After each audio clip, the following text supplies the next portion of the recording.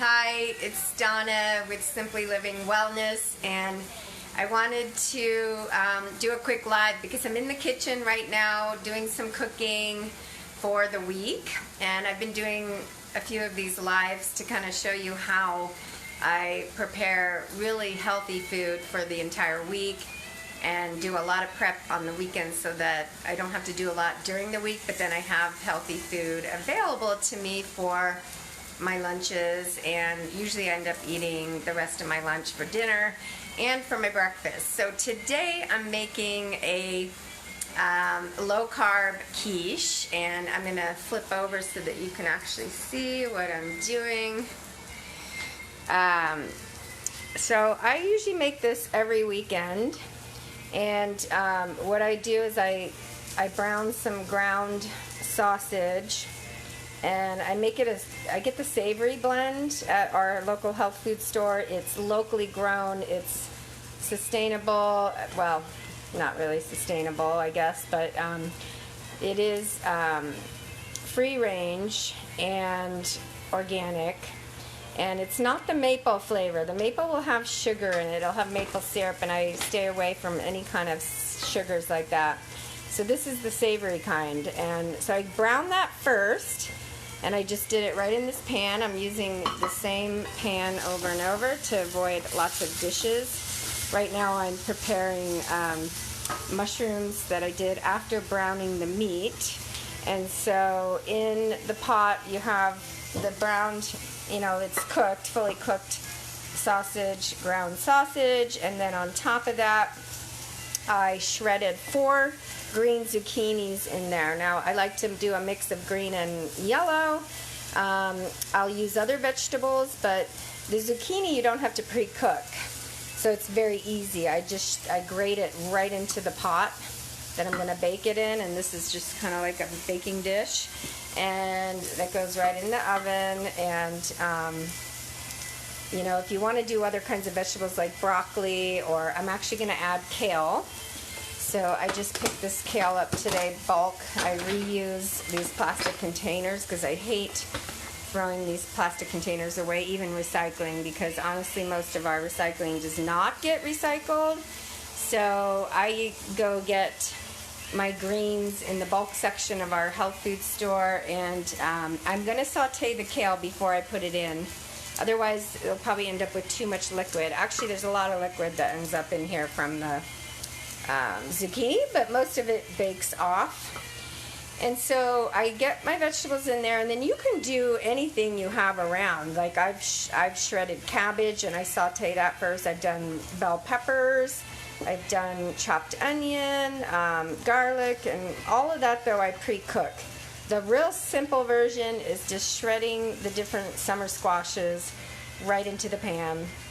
And today I happen to have these pre-sliced mushrooms, so I'm sauteing those because otherwise it's going to be way too much liquid, and I don't think they'll have a great consistency if I put them in raw. So I'm going to brown these and just kind of cook them first, and then they're going to go right on top of the zucchini, and then that's all I'm going to do today. Plus the kale. Right after the mushrooms, I'll put some kale in, saute that, put that on top.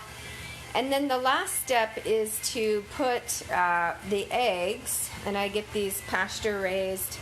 Cage-free is really not pasture-raised. It isn't at all, actually. They just have a little bit more space in the cages. They're not in the cage, but they really don't have a lot of space. So I always go for pasture-raised eggs, and try to get them organic if I can, and local. Often I'll get them from friends who have chickens. So I put a whole dozen in this bowl here, and I'm gonna then beat it with lots of different kinds of spices. So I get onion powder bulk at the health food store. I get garlic powder bulk. I always put some turmeric in, and then I go with whatever flavoring I want. Sometimes it's like an Italian blend.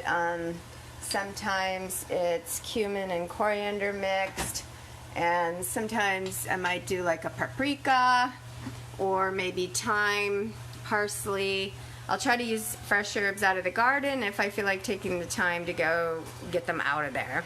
So, because again, this is just trying to be quick meal prep, so that I have, so I don't have to spend tons of time, and then I'll have really good food at work for the whole week, at lunches. But actually, this is going to be my breakfast. So once this bakes, I'll put my spices with the eggs. I'll beat them first, then I'll pour it in and kind of mix it up so that the egg goes to the bottom, and then I bake it for about 45-50 minutes, 350.